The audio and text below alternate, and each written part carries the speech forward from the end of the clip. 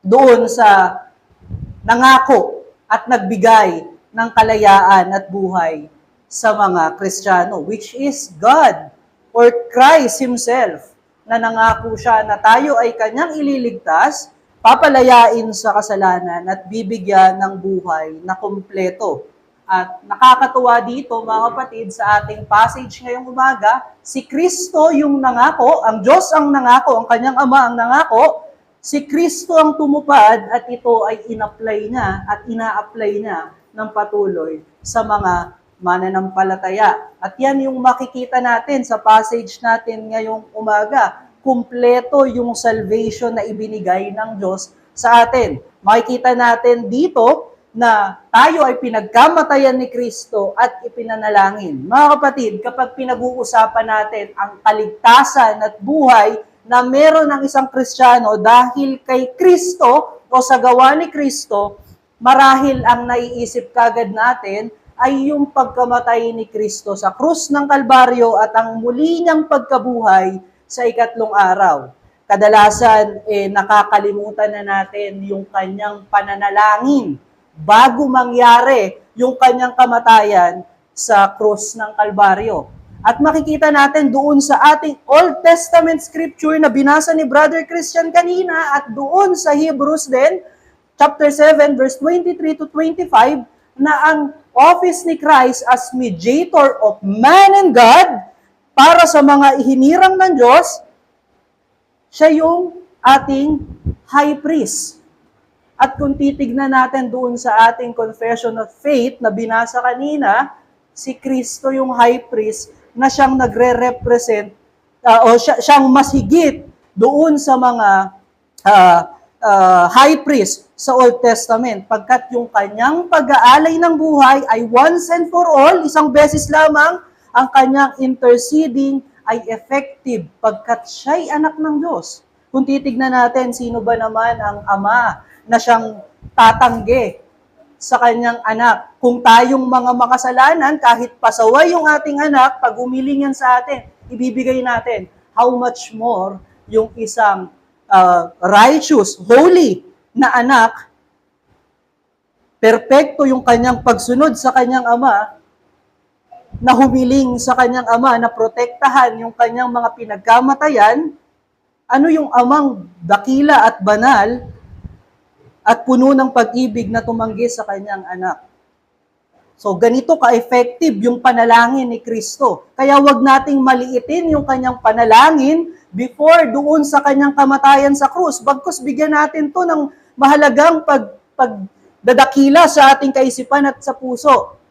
Sabi nga ni John Owen sa kanyang commentary dito sa passage natin ngayong umaga, doon sa John chapter 17 verse 11b to verse 16, to offer and to intercede, to sacrifice and to pray are both acts of the same sacerdotal office and both required in Him who is separate. So sinasabi dito na buong ingat at buong ingat ni Kristong ginawa lahat ng nakaatang sa kanyang trabaho bilang isang high priest. Hindi dapat natin i-discount doon sa work ni Christ yung kanyang panalangin para sa salvation at gayon din sa sustenance ng salvation na ibinigay niya sa atin. Yun ang kanyang trabaho. At kung babalikan natin yung preaching ni Pastor Iyer sa Romans chapter 8 verse 34, itong chapter 17 ay glimpse lamang sa patuloy na ginagawa ni Kristo doon sa kalangitan. Sabi diyan, who is to condemn? Christ Jesus is the one who died, more than that, who was raised, who is at the right hand of God, who indeed is interceding for us. Yung intercession ni Kristo dito ay ikip tayo sa mensahe ng gospel, protektahan ang mga mananampalataya laban sa galit ng mundo at sa scheme ni Satan. Yan yung kanyang panalangin. Makikita natin dito sa ating passage ngayong umaga, yung kanyang panalangin. Para mas maintindihan natin, buksan natin yung ating passage ngayong umaga. Doon sa John chapter 17, verse 11b to 16. At ang sabi diyan ng ating Panginoon, ay thank you po. Holy Father, keep them in your name which you have given me, that they may be one, even as we are one. While I was with them, I keep them in your name, which you have given me. I have guarded them, and not one of them has been lost except the son of destruction, that the scripture might be fulfilled. But now I am coming to you, and these things I speak to them, or speak to the world, that they may have my joy fulfilled in themselves. Verse 14, I have given them your word, and the world has hated them, because they are not of the world, just I am not of the world. I do not ask that you take them out of the world, but that you keep them out of the world, but you keep them from the evil. They are not of the world, just I am not of the world. And that is the word of the Lord. The heaven and earth will pass away, but the word of God will remain. Let us pray. Panginoon, naming Ama, sa umagang ito, dalangin namin na kami ay gabayan mo sa aming pag-aaral ng iyong salita. Dalangin namin, Panginoon, na itong mensahe na ito ay magdala sa amin ng pag-ibig sa iyo na nagbubunga ng joy, which is joy sa pagsunod sa iyo, joy in obedience, joy in service, Panginoon, para sa iyong kapurihan. Dalangin namin na ang banal na Espiritu ay liwanagin ng aming kaisipan, maging klaro, Panginoon, ang mensahe mo sa amin sa umagang ito, at mapapurihan ka dahil sa bunga ng mabuting gawa nito sa aming buhay. Dalangin namin ang bagay na ito sa pangalan ng aming Panginoon at tagapagligtas na si Jesus. Amen. Ano yung prayer ng ating Panginoon doon sa ating nabasa? Yung divine unity that brings joy, yung protection against the hatred of the world and the scheme of Satan that may hinder yung joy natin sa ating kaligtasan. Kailangan natin ma-inform na itong mga bagay na ito ay galing doon sa biyaya ng ating Panginoon. Dahil ipinanalangin ni Kristo yung mga bagay na yan, meron tayong divine unity sa church at gayon din sa mga sa universal church na nagbubunga ng kaligayahan sa ating puso. At tayo ay napoprotektahan mula doon sa galit ng mundo at doon sa mga temptation ni Satan dahil sa panalangin ni Kristo. Itong mga katotohanan na ito ay tinatanggal yung ating pride at pinapababa ang ating puso. For we are being kept sa salita ng Panginoon dahil lamang sa panalangin ni Kristo sa atin. Although we work for the unity of the church, laging ina-exhort yan, although we fight against the principalities of the world, nilalabanan natin yung kaisipan ng mundo at ipinipreach natin yung gospel, it is God who sustain us sa bagay na ito. It is God who first moved upon us sa pamamagitan ng gospel. For Jesus Christ, the Son, pray for the elect of God to be preserved. And the prayer of the Son will never be rejected by His Father.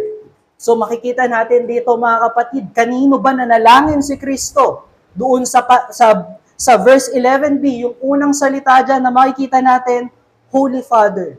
Sa kanyang ama siya nanalangin. Hindi kung kanino siya nanalangin, hindi kay San Lorenzo o kay Padre Pio. Hindi siya doon nanalangin. It is to God who answers prayer, who is sovereign doon sa kanyang mga nilikha. At siyang may control ng lahat ng bagay. At yung pag-address niya dito ng Holy Father, mga kapatid, ay huwag natin tignan na accident lamang at small matter lamang. Pagkat yung form ng address ng ating Panginoon dito sa kanyang Ama ay unique sa New Testament. Actually, matatagpuan lang natin siya dito sa mismong passage natin or dito sa chapter 17 lamang. Meron niyang kasing kahulugan dun sa verse 25 kung titignan nyo. Ang sabi niya dyan, righteous Father. So, ibig sabihin nun, parehas yan ng Holy Father. At hindi ito maliit na bagay dahil yung appeal niya doon sa kanyang Holy Father ay may kinalaman doon sa kanyang hinihiling para sa kanyang mga disciples at mga mananampalataya sa kanya. Para maintindihan natin, sa Old Testament, mga kapatid, ang tingin nila sa Diyos ay loving Father. Pagkat sila'y pinalaya doon sa tyranny ng Egypt, gayon din, sila ay pinoprotektahan laban sa ibang bansa na gustong sumakop sa kanila at manakit sa kanila. Nagpo-provide ang Diyos para sa kanila. And when other nation do something that is evil to them, God avenge them doon sa mga bayan na iyon. Kaya ang pagkilala nila doon sa Old Testament sa Ama ay holy, ay loving Father. Dito naman sa New Testament, especially sa day ni Kristo, nung si Kristo ay namuhay, ang pagkaunawa at may mga teaching na lumabas dito dahil before Christ, may mahigit 400 years na katahimikan doon sa revelation ng Panginoon, ang tingin nila sa Diyos ay isang holy God who is distant and aloof sa lahat ng creature dahil all creature are not good enough, not righteous enough to mingle with God para magkaroon ng relasyon sa Diyos. Kaya ganun yung pagkilala nila, sobrang banal ng Diyos na hindi pwedeng magmingle sa mga mababang nilikha, which kahit na sila ay Israelite, ngunit pagdating ni Kristo, ipinakilala niya yung tunay na Diyos. Yung pinakilala niya yung pag-ibig ng banal na Diyos. Ito ay naglilid sa atin doon sa verse 6. Sabi ni Kristo doon sa verse 6, doon sa ating nakaraang preaching dito sa John, I manifested or revealed the character of God to all His elect o sa lahat ng hinirang ng Diyos, sa disciple at sa believers. Yung character ng Diyos is righteous, na wala siyang kasalanan. At in fact, He hates sin. But He also a loving God who is full of mercy to those He choose to give His mercy. Maalala natin yan doon sa preaching ni Pastor Iyer sa Romans chapter 9. Ito ay may connection, mga kapatid, dun sa plead ng ating Panginoon. Sa verse 11b, ang kanyang plead na makip sa revelation ni Kristo about God, yung kanyang mga disciple. Sa verse 14 to verse 15, ma-preserve sila against the hatred of the world and the scheme of Satan. At gayon din sa verse 17, that they may be sanctified doon sa katotohanan ng salita ng Diyos. At sa verse 20 to verse 26, the world may know that God is true through the testimony sa lips ng mga naniwala kay Kristo and also in their lives and in their conducts. Sa revelation ng Panginoon through Christ in which His disciple and all who belong to Him be kept. Hindi sa ibang bagay. Ang panalangin ni Kristo ay manatili sila doon sa pahayag ni Kristo kung sino yung Diyos. Ang pahayag ni Kristo ay makilala nila yung Diyos na banal at mabuti. Paano nakilala ng mga disciple ng Panginoon ang Diyos, yung Ama ni Kristo? Sa pamamagitan ng kanyang buhay na walang responsibilidad ng Diyos na iligtas ang tao dahil sila ay rebel o kaaway ng Diyos. Ngunit dahil sa pag-ibig ng Diyos, pinili ni Kristo na mag-dwell sa kanyang creation. That is love. At sa chapter 22 ng Psalms, makikita natin doon, all of the days of Christ are full of sigh. Bakit panay ang buntong hininga ni Kristo? Dahil nakikita niya yung kasalanan everywhere. And that is righteousness. At gayon din sa kamatayan niya sa krus ng Kalbaryo. Hindi hinayaan ng Diyos na kahit isang kasalanan ay makalampas. That is righteousness. Ibinuhos ng Diyos ang kanyang galit kay Kristo. Dahil naibuhos din kay Kristo o kinuha ni Kristo ang lahat ng kasalanan natin at ibinigay niya sa atin yung righteousness niya upang tayo ay matanggap, mapatawad, mabigyan ng salvation at buhay. And that is love. Sa testimony na ito, nais ni Kristo na sila ay mapanatili. Hindi mawala yung kanilang kaisipan at yung kanilang puso sa bagay na ito. At inire-remind tayo nito dun sa verse 10 nitong chapter 17. Anong sabi ni Kristo dyan? That knowing God and knowing Christ is eternal life.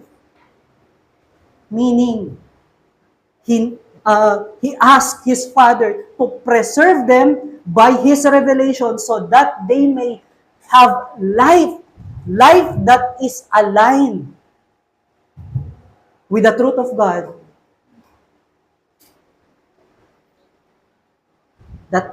That they may be preserved in the truth of God. At yung preservation na ito, mga kapatid, ay dinadala sila sa divine unity na nagpo-produce ng joy, sa obedience, at gayon din sa serving para sa purpose ng Diyos. Yan din yung ating message ngayong umaga. God preserved the divine unity of the saints that brings joy, at gayon din, God protects His saints from the rage of the world and the scheme of Satan that hinders their joy. Let us consider our first message. Ano ba itong divine unity na sinasabi ni Kristo dito sa verse 11? Hindi ito yung physical or outward unity na hinihiling ng mundo at gayon din ng ibang relihiyon. Mag-isang religion na lang tayo. Pare-parehas lang naman yan na may Diyos at nagtuturo ng moral conduct. Dahil ang outward unity, mga kapatid, ay pwedeng maging pretentious, pwedeng maging synthetic. Paano natin nasabi yung mga bagay na yon?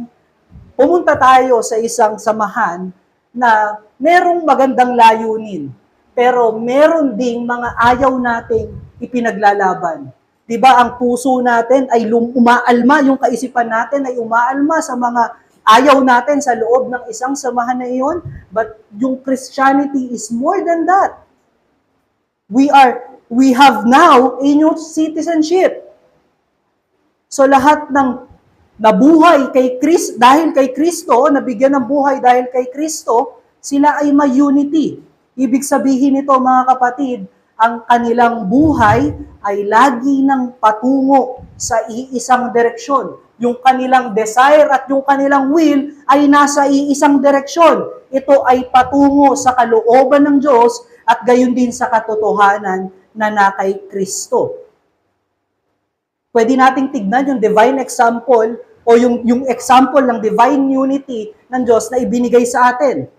Yung unity ng Father at ng Son. Maaari nating tignan yan doon sa verse 1 to 5. Anong sabi ni Kristo dyan? Ang naisin niya ay mag-glorify yung kanyang Ama. At gayon din, yung kanyang Ama, ang naisin ay mag-glorify ang kanyang anak. At kung titignan natin yung verse 1 to 5, makikita natin na ang desire ng Triune God ay mabigyan ng kaligtasan at buhay ang kanyang mga hinirang para sa kapurihan ng banal na pangalan ng banal na Trinidad. Ito ay nagpapakita ng divine unity, ay nagkakaroon ng hearts and mind na nakatuon lamang sa revealed truth ni Kristo. Na ang Diyos ay banal at gayon din maibiging Ama. Inireveal ni Kristo ang Diyos na banal. Katulad ng sinabi natin kanina, sa pamamagitan ng buhay ni Kristo at kamatayan ni Kristo, nakita natin ang kabanalan ng Diyos at ang pag-ibig ng kanyang Ama. Ito ang tinanggap na revelation ng mga disciples sa Kanya. Ito din ang kanyang dalangin na ma-preserve sila sa unity na ito. Yung pinapanampalatayanan nila kay Kristo na ang Diyos ay banal at at pag-ibig, yun din yung kanilang patuloy, yung panalangin ni Kristo na doon sila patuloy na ma-preserve. Yun yung manatili sa kanilang kaisipan at sa kanilang puso. Ang katunayan, meron na silang divine unity. Sabi niya sa verse 12, ibinigay ko na sa kanila yung bagay na yan. at ibinibigay ko sa iyo yung pagpapanatili sa kanila ng bagay na yan. Ibig sabihin, yung kanyang ginagawang pagpapanatili sa kanila sa katotohanan, which is God is holy and God is love, ibinibigay niya sa kamay ng kanyang Ama. At ang panalangin niyang ito sa kanyang Father ay paglalagay niya sa kamay ng kanyang Ama ang pagpapanatili ng kapahayagan ni Kristo patungkol sa Diyos. Ano yung bagay na yon? Yung adherence doon sa revelation of Christ. Lagi nating tatandaan pag sinabing name of God doon sa book of o sa Gospel of John, it speaks about the character of God. Depende na lang doon sa konteksto ng iisang chapter. So ibig sabihin mga kapatid, yung revelation ni Kristo patungkol sa Diyos. Maalala natin sa chapter 14, sabi ni Thomas at ni Philip sa kanya, ipakita mo sa amin yung Ama. Ang sabi ni Kristo, hindi ba ako matagal nyo nang kasama at di nyo pa nakita ang Ama? So yung nire-reveal ni Kristo sa kanila, yung katotohanan ng Diyos, kung ano yung ginawa ni Kristo sa kanila. So sa pagpapanatili ng Diyos, ng Ama ni Kristo sa adherence sa revelation ni Christ, paano niya gagawin ito? Makikita natin sa John chapter 6 verse 37, sabi ni Kristo diyan, the Father will draw His disciples and all who will believe to me, to Christ. Laging dadalhin yung kaisipan at puso ng mga mananampalataya kay Kristo, patungo kay Kristo. At gayon din mga kapatid, dun sa John chapter 14 verse 26, sabi diyan ni Kristo, the Holy Father send the Holy Spirit to teach them and to bring them to remembrance of all the words of Christ. So ibig sabihin mga kapatid, ang gagawin ng Ama para tayo ay manatili doon sa revelation ni Kristo, kung sino ang Diyos, ang ginagawa ng Father ay dinadala tayo doon sa gospel. At pag nasa gospel na tayo, ang gagawin ng Ama ay hahayaan niyang kumilos ang banal na spirito para magkaroon tayo ng spiritual understanding doon sa mga salita ng gospel. Dito na ipapakita na ang pananampalataya ay pinalalago at pinagtitibay ng Diyos. Anong pwede nating i-note dyan mga kapatid o makita dyan? That triune God works for the elect's firm adherence to the revelation of Jesus Christ about God mediated to them. Na iintindihan ni Kristo yung kahinaan ng flesh at yung limitation ng tao. Dahil kung may abilidad ang tao na patuloy na maunawaan or patuloy na naka-lock in yung kanilang kaisipan at puso doon sa mensahe ng gospel, unnecessary na i-preserve sila ng Diyos o kumilos yung Diyos para sa kanila. Tignan natin sa Adam, who walks with God sa Garden of Eden. Dahil sarili niyang righteousness at sarili niyang gawa yun, siya ay nahulog pa rin sa kasalanan. Tignan natin yung Israelites. Lavish yung kanilang na-receive na blessing. Lavish yung na-receive nilang prophecy. But still, they turn away from God. And look at Judas. Nakasama sa inner circle ni Kristo. Still betray God. Ngunit ang falling away ang betrayal ni Judas ay decreed ng Diyos. Huwag nating isipin na meron siyang kaya niyang idikta yung kaya niyang mag-decree sa sarili niyang kakayanan. Pero huwag din nating isipin na innocent si Judas sa kanyang mga actions.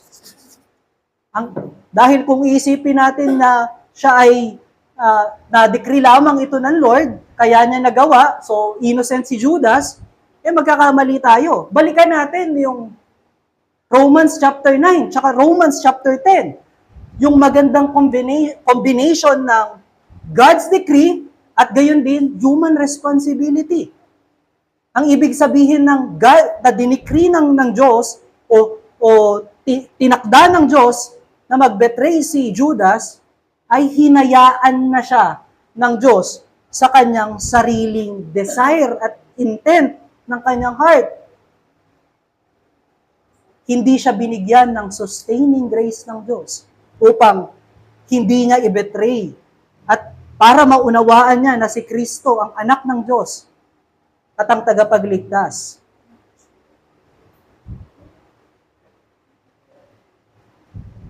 Kung titignan natin dito sa ating passage, mga kapatid, kung hindi binigyan ng Diyos ng sustaining grace o hindi kasama sa elect ng Diyos, hinirang ng Diyos yung other 11 disciples ng ating Panginoon, parehas sila ni Judas na ipoforsake ang Lord, ibebetray ang Lord,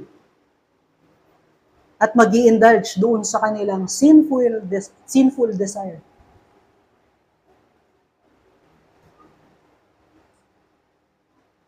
Si Judas is also a warning to those who believe. For we may seek our hearts and minds today, brethren, if we see God as holy God and loving Father. Yung revelation ng Diyos sa kanyang character ay hindi maliit na matter. Ito ay it affects our whole being. For one cannot come truthfully without believing on something that is true. Alam nyo mga kapatid, sa philosophy, sinasabi na ang lahat ng tao ay may pinangahawakang filosofiya sa buhay. Ibig sabihin mga kapatid, ang tao ay hindi umaakto kung hindi niya nakikitang logical at may realidad yung isang bagay. Para magkaroon tayo ng example, kung alam ng isang tao na mapanganib yung isang daanan, hindi siya dadaan dito. Yun yung realidad na nakikita niya na mapanganib yung daanan. So, dahil sa nakita niyang realidad at doon sa logical na katotohanan na kapag dumaan siya ron, maaari siyang mapahamak, hindi siya dadaan doon. Ngunit hindi lamang ganun ka-plain yung ating preaching ngayong umaga. Meron din other na reality na nadadagdag. Even dito sa ating example, madadagdagan ng ibang reality yan kapag marunong ka ng self-defense or meron kang armas pang depensa sa iyong sarili. Madadagdagan ang iyong conclusion ngayon sa bagay-bagay. Marahil minsan, magiging maingat ka na kahit marunong ka ng self-defense or may armas ka, hindi ka dadaan doon dahil iniisip mo na kesa isugal mo yung iyong sarili, hindi ka na lang dadaan doon.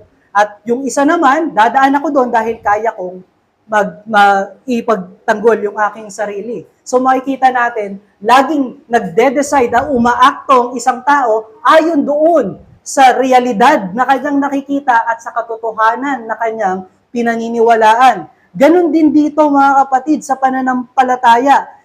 Binigyan tayo ng rational thinking ng Diyos upang magkaroon tayo ng taos-pusong pagsunod, taos-pusong kasiyahan or joy sa realidad ng kanyang ibinigay na kaligtasan at buhay. Ganito ang pananampalataya sa Diyos. Binigay niya sa atin ang kaisipan upang magkaroon tayo ng taos-pusong pagsunod doon sa reality na ang Diyos ay banal at pag-ibig. Kung tinanggap natin ang katotohanan ni Kristo na ang Diyos ay holy, galit sa kasalanan, namumuhay siya at nakikita natin doon ang karumihan at ang epekto ng kasalanan, malamang hindi na natin ginagawa yung kasalanan.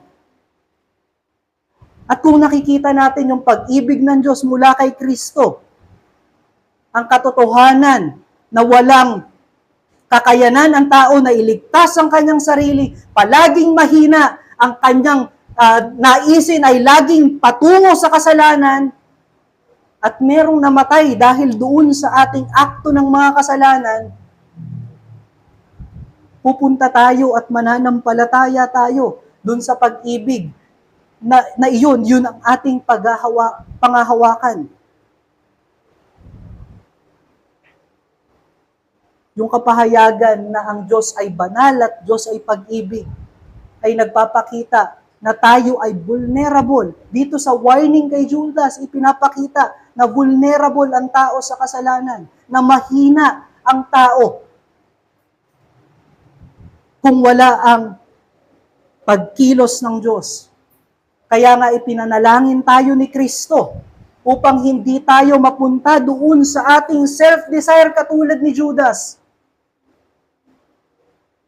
Ang warning dito, mga kapatid, is do not let your heart be hardened to the gospel. Or do not harden your heart to the gospel.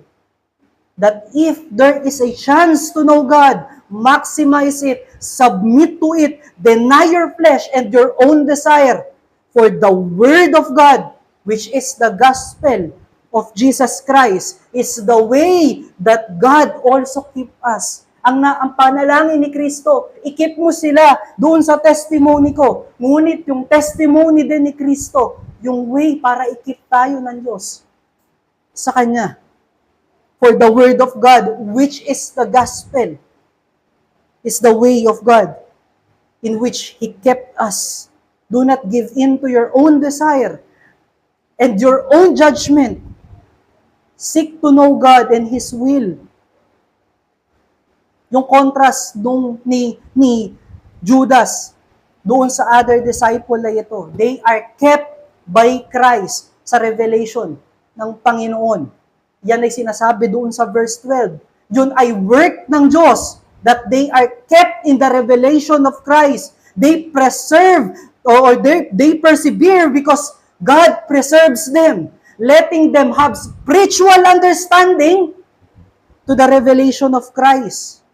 Maunawaan nila bakit pinapahayag ni Kristo na ang Diyos ay banal at ang Diyos ay pag-ibig.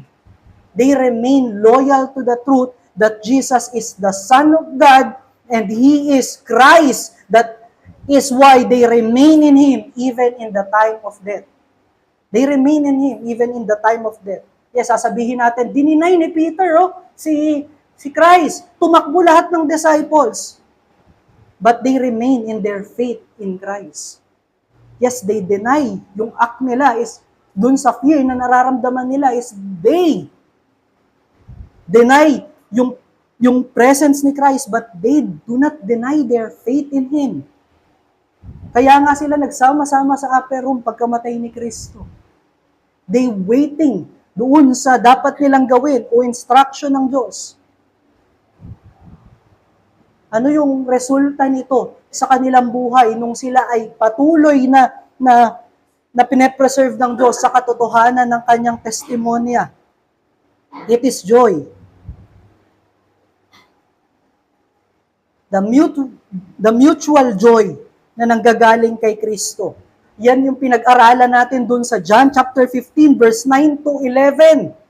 The mutual love that they are abiding in Him and Him in them. Ibig sabihin, mga kapatid, katulad ni Kristo na kumpletong nauunawaan yung kalooban ng kanyang Ama, kaya meron siyang joy na sundin yung kagustuhan ng kanyang Ama na iligtas ang mga makasalanang ito at dalhin sila sa panibagong estado which is children of God. Dahil siya ay merong perpektong karunungan kung sino ang Diyos. Kaya naapektuhan nito yung kanyang paggawa. It is the same joy, mga kapatid, na ibinigay sa atin ng Diyos. Na makilala natin ang banal na Diyos at pag-ibig na Diyos mula sa gospel. At the more nating nakikilala ang banal na Diyos at pag-ibig na Diyos na ito, the more we have joy in obedience, in submission in Him. Anong pinupunto natin dyan? The gospel is the means of grace that God uses to keep us in His name. Ang ebanghelyo ang ginagamit ng Diyos upang tayo ay panatilihin sa ating pananampalataya sa Kanya. We have limited memory. Dahil tayo ay mga limitadong creature, meron tayong weakness. That is why God work constantly to keep us in revelation of Christ, for us to have a life that is pleasing to Him.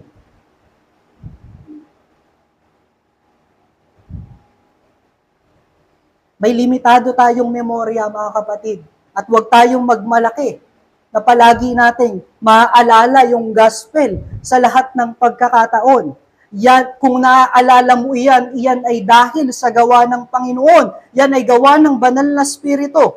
This truth takes away the pride and humbles our heart that we are just kept by God. We respond, but it is the work of God that He reveals Himself to us and enable us to respond upon His revelation. Tignan natin yung Exodus. Before ibigay ng Diyos yung kanyang commandment sa kanila, ipinakita niya yung kanyang ginawa sa kanila. Pinalaya ko kayo sa land of Egypt. Gayon din, pinrotektahan ko kayo sa wilderness. Pinakain ko kayo. At ano yung isang utos niya doon sa 10 Commandments? Do not steal. Bakit do not steal? Dahil biniyayaan niya sila ng napakaraming bagay. At kabilang doon, mga kapatid, yung huwag tayong magdamot sa ating kapwa. Para hindi magnakaw yung iba, kailangan maging aid tayo doon sa kanilang buhay. Huwag nating pahirapan yung nakikita nating naghihirap upang sila din ay magkaroon ng saganang buhay. So makikita natin, mga kapatid, na kapag nauunawaan natin yung ginawa ng Diyos, madali din sa atin ang pagsunod. At yung makikita natin sa ating pagsunod ay nagiging kawangis natin ang Diyos dahil inaakto natin yung mismong ginawa niya doon sa atin. It means, mga kapatid, na every preaching, exhortation, kung grounded sa gospel yung sinasabi, yun ay way ng Lord to keep us. Maximize natin yung bagay na yan. Take it seriously. Huwag natin i-neglect yung care na yan mula doon sa ating holy and loving Father. Alam nyo, mga kapatid, yung bagay na ito, ay nagpaalala sa akin, sa aking kapatid na lalaki nung siya ay maliit na bata pa. Nung maliit na bata pa si King, ang gusto niya kapag maglalakad siya kahit hindi pa siya gaanong marunong maglakad, wag mo siyang pakialaman. Gusto niya siya lang yung mag-isang gagawa noon. At kadalasan dahil sa ganung attitude niya, siya ay nauuntog, nahuhulog sa hagdan, nadadapa. Anong nangyayari sa kanya? Imbis na makapaglaro siya ng maayos, ang nangyayari sa kanya, umiiyak siya. Imbis na ma-enjoy niya yung kanyang paglalaro, nagkakabukol at nasusugatan siya. Ganon din tayo, mga kapatid, sa pag-keep ng Panginoon sa atin. It is the way of God. God, na ikip tayo sa testimony ni Kristo to guide us and to guide us to the truth, upang hindi tayo mauntog, hindi tayo magkasugat, at ma-enjoy natin yung pagsunod sa ating Panginoon. Tignan natin yung John chapter 10 verse 10. Anong sabi ni Kristo dyan? Jesus came so that we may have life that is abundant. Kung itatranslate natin yan ng iba, life that is full. Yung walang problema sa providensya ng Lord, mga kapatid. Ang providensya ay nasa atin. Sometimes we refuse the guidance, the way God keep us. Nineneglect natin yung gospel, nineneglect natin yung exhortation, devotion, at yung exhortation ng ating mga kapatid. Yung abundant life na sinasabi ni Kristo dito, mga kapatid, ay included yung care and discipline of the holy and loving Father. Remember yung words of wisdom ng Diyos doon sa Proverbs chapter 1 verse 11. Sabi diyan, the fear of God is the beginning of wisdom or knowledge. Ibig sabihin, mga kapatid, kapag nakikilala natin ng higit ang Diyos, we became more wise We become more knowledgeable about life. At yung ating mga desisyon, action and desire will be anchored in the truth of God. Kung sino ang Diyos. Kung tayo ay magtatrabaho, gagawin natin ito ayon sa kabanalan ng Diyos. When we forgive, we do it lovingly. When we rebuke, we do it with grace and love for our brothers. That is why it is important na huwag nating kalimutan yung pag-keep sa atin ng Panginoon at yung means kung saan tayo pinapanatili ng ating Panginoon. At yan yung ating unang challenge sa umagang ito. Respond to the keeping of God by submission to the gospel. Tumugon tayo. Kasi palagi namang available yung preaching of the gospel. Yung Bible mo, dusty na doon sa iyong aparador. Yung exhortation ng mga mananampalataya, laging available. One text away, one chat away, pwede mo na silang makausap. Huwag nating i-neglect yung mga bagay na yan. Mag-respond din tayo.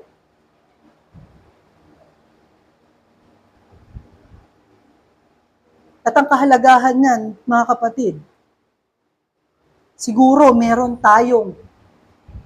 sa atin o meron tayong great trouble in life ngayon na parang dinadala tayo na mag-compromise na tayo dahil ito na lang yung tanging daan. Mag-adhere na tayo sa way ng world. Ano yung way na yun? Yung way na yan is cheating and lying. Kung ikaw ay gipit sa iyong panggastos at kailangan mo ng pera sa katapusan, mandadaya na ako sa aking time card. Ginagawa din naman ng iba. Kailangan kong bayaran yung tuition ni Junjun. Kailangan kong bigyan ng panggamot yung aking mga magulang. But let us be reminded that it is only weakness of our flesh. Look at the revelation of God through Christ. Merong way out pa si Kristo doon sa kanyang kalagayan bago ang krus ng Kalbaryo. Pero anong sinabi niya? Let your will be done, O God. Our goal in life is not to gratify the comfort of the flesh, but to glorify God.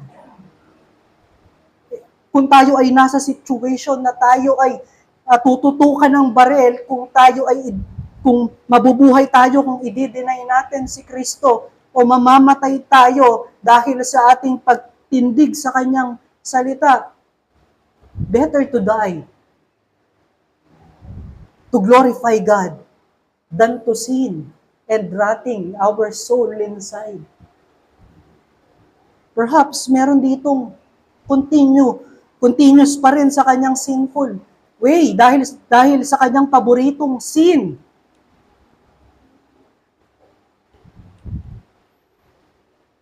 But the passage today reminds you, brethren, that it takes away your joy. Tignan mo kung gaano ka restless kapag yung favorite sin na iyan ay nailalagay sa topic ng fellowship. Hindi ka mapakali. Hindi mapakali ang puso mo at kaisipan mo. Tignan mo kung paano mo tinitignan yung mga kapatid mo sa Panginoon na nagbo-brought up ng sin, yung favorite sin mo doon sa fellowship. You started to hate them and thought of them as your enemy. There is no joy in sinning.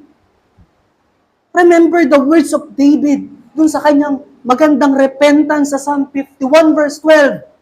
He pleads that God may restore the joy of His salvation. Dahil yung sin takes away joy of salvation. Joy in the life that God gave us. It departs us from the fellowship with God and of the church. At para sa church, does our joy rooted in the revelation of God through Christ? Are we united in the message of the gospel? Do we still cling in the holiness and the love of our Father through the work of Jesus Christ in our lives and salvation? Do we rejoice in the new converts? Do we meditate on how to spread the gospel of Christ in the world? Do we still lead each other in the revelation of Christ? Or do we have a thought that we can compromise for the sake of outward unity? May we all cling to the revelation of God through Christ. That God is holy and a loving Father who desire all to be saved and to be sanctified in the truth. And perhaps, ikaw ay wala pang pananampalataya sa Diyos. Perhaps you still cling to the message of all those false teachers na pwede mong iligtas ang iyong sarili at enough yung good work mo para iligtas ka. Hindi iyan ang revelation ni Kristo. Yan ay revelation ng iyong pride na nag-uudyok sa'yo na mag-rebel against God. Pointing to God that I can save myself, I don't need your grace. Ang revelation ni Kristo, mga kapatid, ay banal ng Diyos. Hindi siya pwedeng mag-accept ng anumang sacrifice galing sa isang sinner. But He is also a loving God. That is why He gave His Son for us. At ang kailangan lang nating gawin ay tanggapin yung biyaya sa pamamagitan ng pananampalataya sa tinapos na gawa ni Kristo at pagsisihan ng ating kasalanan kung saan kaya napako si Kristo sa krus ng Kalbaryo. Tignan mo kung gaano ka binaburden na ma-maintain yung good works at yung self-righteousness. There is no joy in there, brother. The true joy is in Christ. Huwag mong isipin na ikaw ay gagawa ng mabuti at ikaw ay patatawarin na magkakaroon ka ng happy ending. Reverse po, yung bagay na yan sa mensahe ni Kristo. You are accepted because of Christ. Kaya kailangan mong panampalatayanan yun.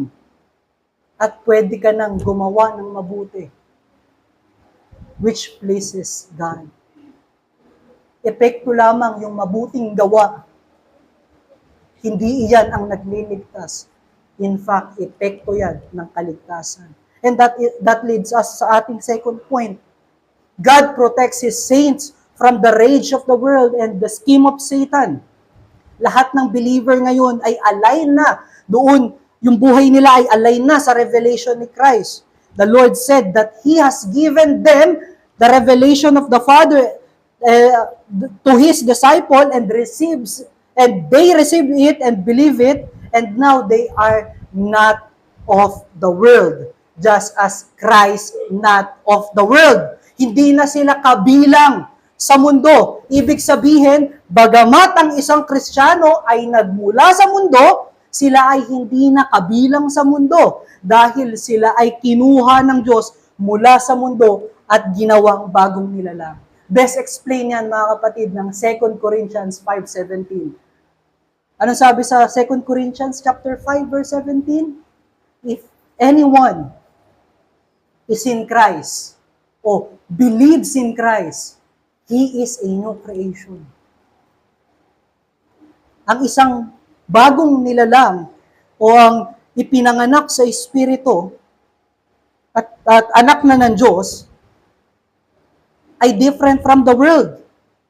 Dahil ang world o yung mga nasa mundo, nasa darkness, namumuhay ayon sa mundo, ay galit sa liwanag. Makikita natin yan sa John chapter 3, verse 19 to 21. At yung dahilan ng galit ng world, doon sa mga mananampalataya, at gayon din sa Diyos, ay dahil sa liwanag ng Diyos, na expose kasi yung kasalanan nila. Doon sa salita ng Diyos, at gayon din, sa conduct at sa pamumuhay ng mga Kristiyano. Anong ginagawa ng mundo? They cheat on their jobs. They cheat on their test papers kung sila ay student. They cheated on their marriage. Hindi nila kinakilala yung marriage. Nagli-live-in lamang sila. Pero anong pinapahayag ng mensahe ng scripture? It is purity and righteousness of God.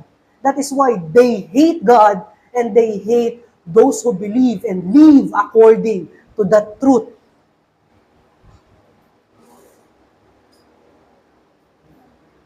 That is why we must not be discouraged and be torn by fear when there is opposition of the world against us, for it is the consequence of being child of God. Tignan na lang natin si Kristo. Mismong anak na ng Diyos, they hated Him. How much more tayo? Remember mga kapatid, na ipinag-pray tayo ni Kristo. Ang lahat ng kanyang disciple at lahat ng mananampalataya ni Kristo, that they may endure the hate of the world until na tayo ay kanyang kunin. Hindi ibig sabihin, mga kapatid, na dahil we are kept safe and complete, wala ng pain and there is no injuries. Nakita natin kung gaano karami yung martyrs who wept and beheaded because of their faith. Ang ibig sabihin dito ng we are kept safe and complete by God until His second coming, ay hindi tayo mag-compromise at hindi natin i-deny yung ating testimony about who Christ is and who God is, even in the midst of great tribulation of the world. Tayo ay magiging equipped dahil sa gawa ng Diyos, and always direct us to the truth that we need in every sufferings and affliction of the world may bring to us. Another danger na meron tayo dito is the scheme of Satan sa verse 15, that he may inflict a great harm doon sa joy na nararanasan natin kay Kristo. Sa death at resurrection ni Christ, the Lord achieved the ultimate defeat of Satan. Sa verse 12 to 31. But it does not mean na hindi na siya pwedeng mag-inflict ng harm sa mga believer. He could still tempt and deceive us dahil yung kanyang destruction ay nandoon pa sa second coming ng ating Panginoon. But now, he can still tempt and he can still deceive in us. Doon sa judgment pa siya huhusgahan. Pwede natin tignan mga kapatid, yung Matthew chapter 4 verse 1 to 11, kung paano tinempt ni Satan si Kristo nung nasa wilderness siya. Kanyang sinisila si Kristo at gayon din yung mga believers doon sa easy life at comfort ng flesh, hoping that they compromise and enjoy the luxury of the world. Ang ginagawa niya, ang kanyang kapamaraanan is it twists the word of God. Ibinebend niya yung salita ng Diyos. Ngunit anong sagot ni Kristo dito? He directs Satan to the true interpretation ng mga sinasabi niyang salita. Let us be reminded that Lord, pray for His people that they may be also kept in the revelation of Christ. And that revelation of Him about God is the means of grace to protect us from the scheme of Satan. Kung ano yung ginawa ni Kristo, ganun din yung gagawin natin. Kaya nga, sabi ni Kristo sa kanyang Ama, yung ipinakilala ko sa iyong character, manatili sa kanila, upang sa kanilang meditation, iyon din yung gamitin nila, panlaban sa scheme ni Satan. Remarks, mga kapatid, maaari nating tanungin, bakit kailangan pandaanan ng mga believers ang dangers na yan? Bakit kailangan pa nating daanan yung tribulation sa world? Bakit kailangan pa nating daanan yung scheme of Satan? Hindi na lang tayo kunin ng Diyos mula dito sa lupa pag nanampalataya tayo at dalhin sa langit. Alam nyo sa Old Testament, mga kapatid, may tatlong humiling ng bagay na yan. Si Jonah, si Elias, at gayon din si Moses. But hindi tinupad ng Lord yun. nung natapos nila yung kanilang work o yung kanilang purpose sa mundo, tsaka sila kinuha ng Diyos. Pero yung time na ninanais nila para ma-escape yung tribulation ng mundo at yung scheme of Satan, hindi sila kinuha ng Lord. Makikita natin yung answer dyan, dun sa verse 13 at verse 18. Dahil tayo ay ipinadala sa mundo, not just to be sanctified, mga kapatid, but also to have fullness of joy in Him. Ibig sabihin, mga kapatid, kung ang ating joy ay na kay Kristo, meron din tayong joy to serve and to be beneficial dun sa kingdom ng Diyos. Kaya naman, mga kapatid, ang Lord ay ina-ask o nagpi-plead dun sa kanyang ama na hindi i-take ng kanyang ama yung kanyang mga disciples sa mundo, but they may be preserved in the world. Yun yung kanyang prayer. Dahil ang eternal life ay hindi nag-uumpisa sa consummation o sa muling pagbabalik ni Kristo. O sa pagbalik natin sa mundo, nag-uumpisa ang eternal life sa regeneration and faith. That is fullness of life. Dapat ma-enjoy natin yung tribulation. Hindi natin sinasabing maging masokista, ngunit dapat na-enjoy natin na God sanctified us, that God used us for His cause. Na God used us to reach other elect for their salvation. Maalala natin dyan yung preaching ni Brother Simon sa 1 Thessalonians chapter 2, verse 19 to 20. At gayon din sa Philippians chapter 4, verse 1. Anong sabi ni Paul dyan sa both passage na yan? Ang aking kasiyahan, ang aking glory, ay ang makita ang inyong salvation. Kanino natin nakita ang puso na ito? Katulad ng kay Paul. Paul imitate Christ. And that is mutual love. That is mutual joy na nakukultivate doon sa pagpe-preserve ng ating Diyos sa atin. Hindi i-avoid natin ang escapism na gusto lang natin masave kagad at kunin na tayo ng Diyos. Ang escapism, mga kapatid, is not true love in God or to God. There is no true joy in there, but only fear of suffering. Actually, lahat ng Kristiyano do not fear suffering. They have joy in suffering because they know that God is with them in that suffering. We can remember the words of the Lord dun sa chapter 10, verse 28 nitong John. When the Lord said, all that who belongs to Him will be safe, for no one can snatch them out of the Lord's hand and His Father's hand. Huwag natin isipin na may kamay ang Diyos na lagi tayo nakaganyan. Ibig sabihin nun, yung keeping, yung work ng Lord na palagi tayong dalhin sa gospel, na i-enable tayong mag-respond sa katotohanan. Yun yung ginagawa ng Diyos. That is the hand of God. And our note to that, there is no smooth journey in following Christ, but we are kept safe because God will never reject the prayer of His Son, Jesus Christ. If we are in His kingdom, we are safe, for He is our refuge. Yung binanggit kanina ni Pastor Iyer sa Psalms 46 na ginawa ni Martin Luther na kanyang na hymn. Christ is our mighty fortress.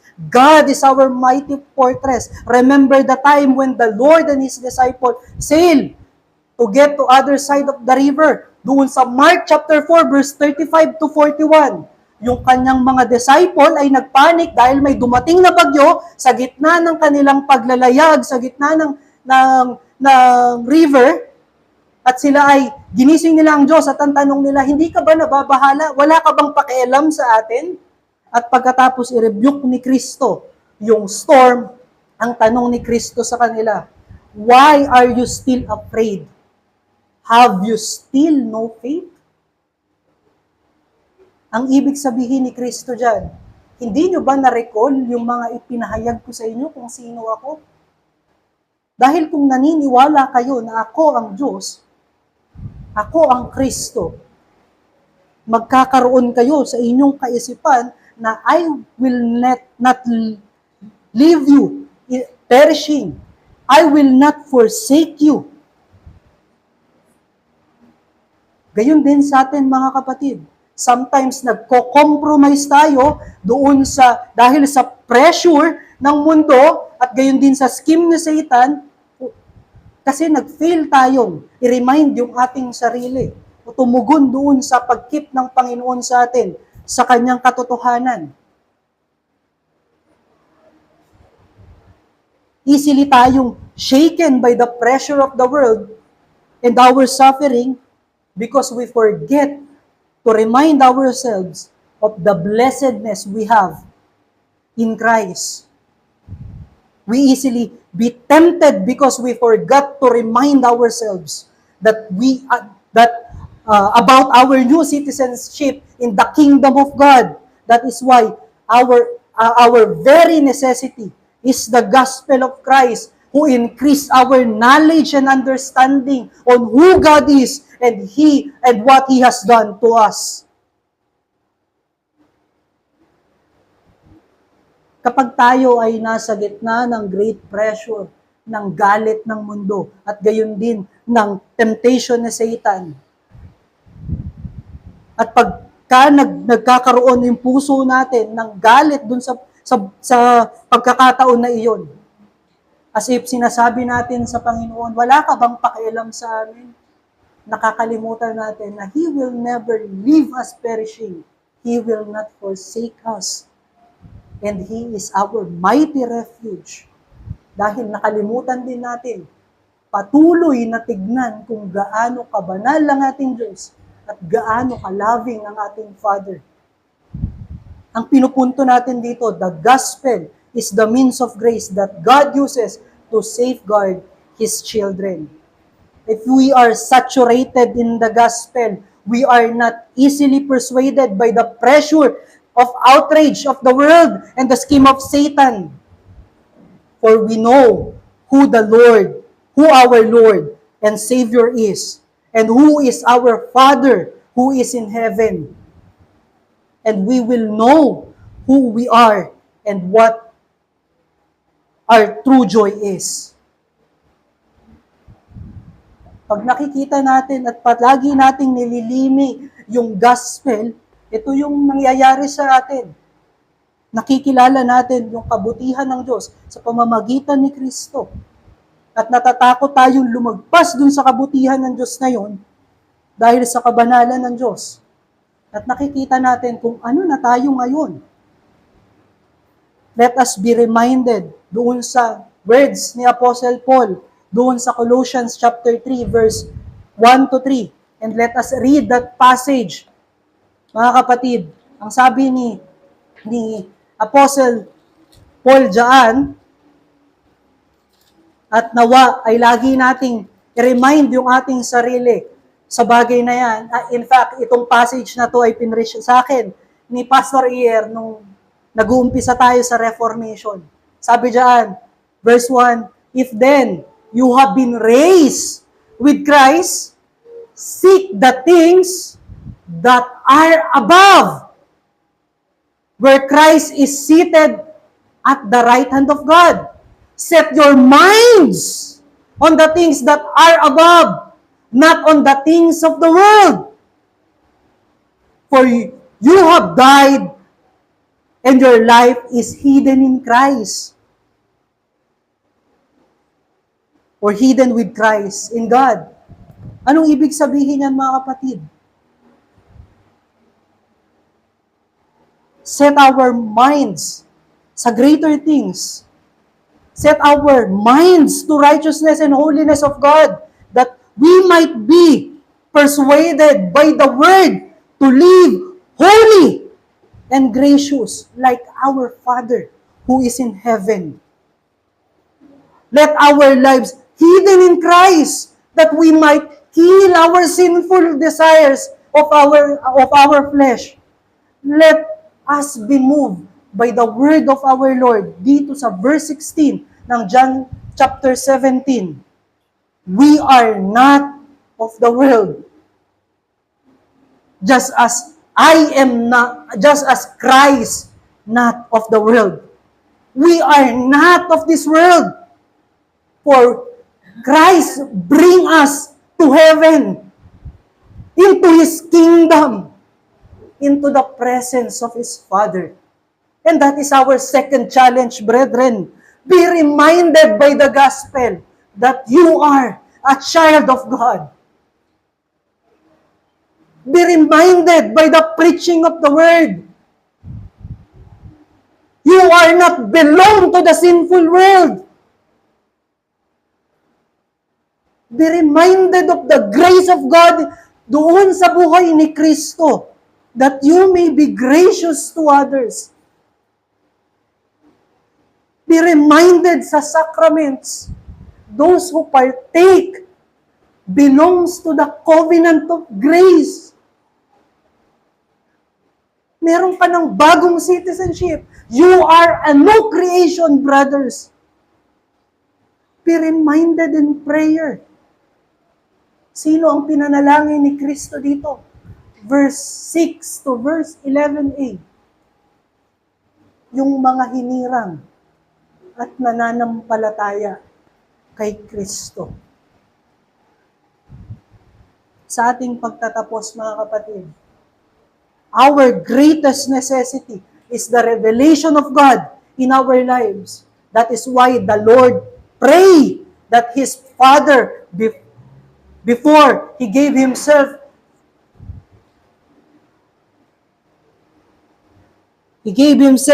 for all believers on the cross.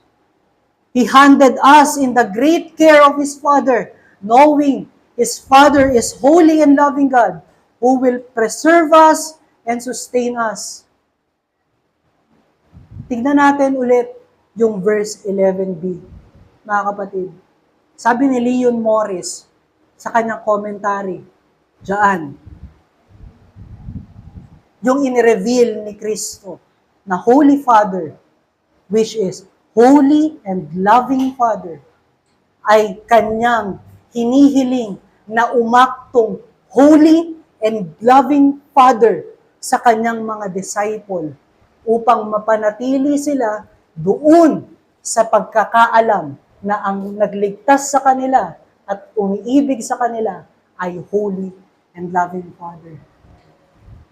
And when we hear the gospel, and when we have time to read the gospel, maximize it. It is the way of God keeping you, giving you time to hear His word, giving you time to read the gospel. Ganon kakamahal ng Diyos, so that we may have joy in the life that He gave us, and even in the midst of suffering, and in the midst of temptation with Satan. Let us pray. Panginoon naming Ama, maraming salamat sa hapon na ito o umagang ito na ibinigay mo sa amin upang maalala namin ang kadakilaan ng iyong kapahayagan at gayon din ang kabutihan mo na kami ay i-direct ng patuloy sa gospel upang maunawaan namin sino yung nagligtas sa amin at gayon din maunawaan namin na itong nagligtas sa amin ay patuloy na kumikilos sa amin upang kami ay mamuhay ng naayon sa Kanya at sa pamumuhay ng naayon sa Kanyang kapahayagan, kami ay nagiging kawangis niya at nagiging kaligayahan ang sumunod at patuloy na sumunod at mamatay sa world at mabuhay sa pamamagitan ng biyaya ni Kristo. Maraming salamat, Panginoon, sa umagang ito, sa iyong mensahe. Nawa ito'y maging beneficial at edifying sa bawat isa. Ang aming dalangin ay sa pangalan ng aming Panginoon at tagapagligtas na si Jesus. Amen.